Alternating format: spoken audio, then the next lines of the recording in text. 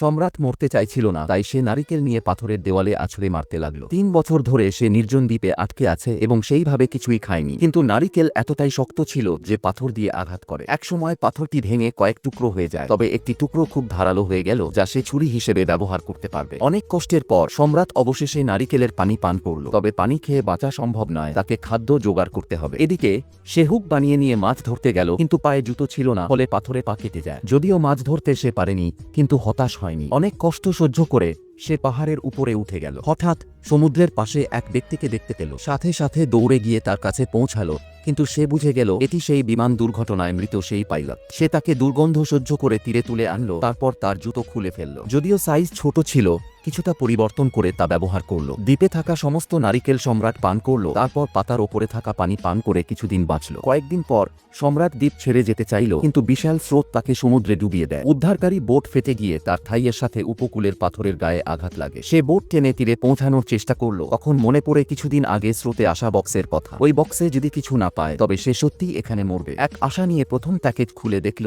এক গুচ্ছ পুরানো টেপ। দ্বিতীয় প্যাকেজে ছিল এক ডিভোর্স পেপার। পরের দুটি ছিল একটি ভলিবল এবং এক জোড়া জুতা। শেষ প্যাকেজে ছিল একটি মহিলা লং ড্রেস, যা সম্রাটকে কিছুটা আশার আলো দেখালো। এরপর কি হলো? সম্রাট কি ফিরে যেতে পারবে? জানতে পার্ট 3 দেখতে চ্যানেলটি সাবস্ক্রাইব করো এবং সাবস্ক্রাইব বাটনের নিচে থাকা টাইটেল এ ক্লিক করে দেখে আসো।